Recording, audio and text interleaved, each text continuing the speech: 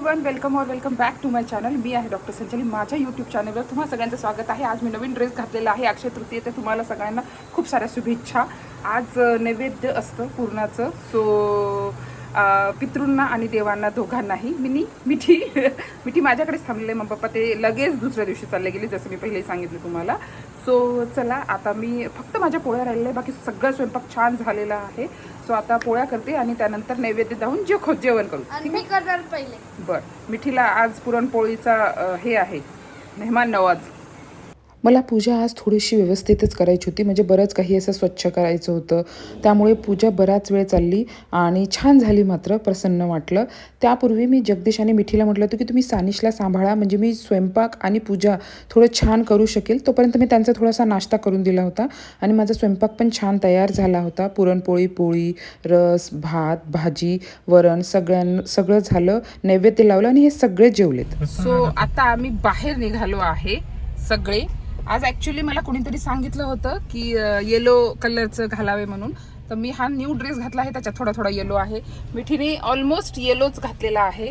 पतिदेवनी पण येलो घातलेला आहे आणि पिल्लूनी पण येलो घातला आहे.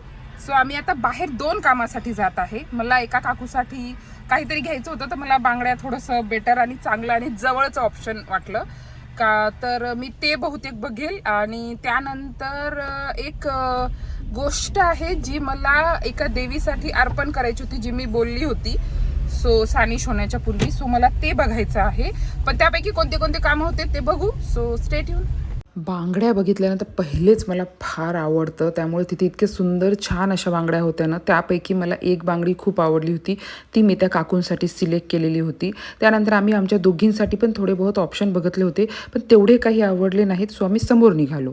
सो 2 कामपैकी आमचं एक काम झालेलं आहे. एक बांगडी घेतली आम्ही. आता दुसरं काम फक्त बघून यायचं आहे.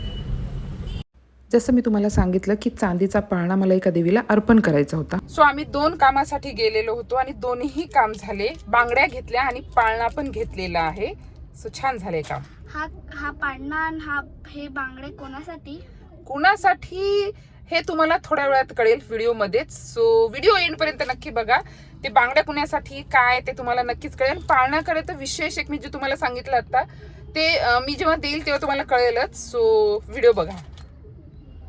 सो हे बांगड्या मी तिथे सिलेक्ट केलेल्या होत्या आणि येताना आम्हाला पान खायची इच्छा झाली, तर आम्ही पान घेऊन आलो. त्यानंतर बाजूच्या काकूंकडे हळदी कुंकूचं, चैत्रगौरीचं हळदी कुंकू होतं. त्यांनी इतकी छान सुंदर सजावट केलेली होती, मला फार आवडलं. खूप छान सजवलेलं होतं आणि तिथे मग मी हळदी कुंकूला घेतली. त्यापूर्वी आम्ही थोडासा आराम करून घेतला होता घरी आल्यावर. तिथे हळदी कुंकू घेतल्यानंतर बाहेरचं वातावरण एवढं छान झालेलं होतं की आम्ही गॅलरीमध्ये खूप छान असा टाईम स्पेंड केलेला होता. मिठी आणि मी आता चैत्रगौरीच्या हळदी कुंकूसाठी गेलो होतो शेजारच्या काकूंजवळ.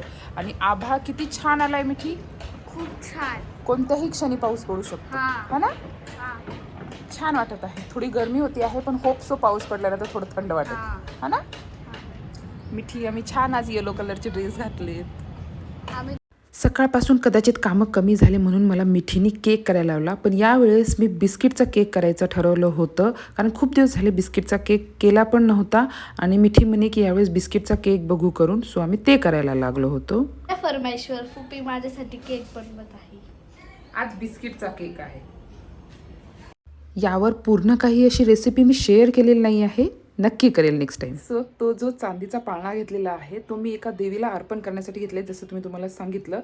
ते एका काकूंकडे मी अर्पण करायचं असं म्हटलं होतं, पण त्या काकू सध्या नाही आहेत. तर जेव्हा मी ते अर्पण करेल आणि त्यासोबत थोडंसं काहीतरी ओटीचं सामान वगैरे पण द्यायचं आहे, त्यानंतर मी तुम्हाला दाखवेल काय आहे ते. आणि ते बांगड्या मी एका काकूला गिफ्ट दिलं होतं, पण आता तो त्यांचा पर्सनल चॉईस आहे, तो म्हणून मी ते यूट्यूबवर नाही टाकत आहे.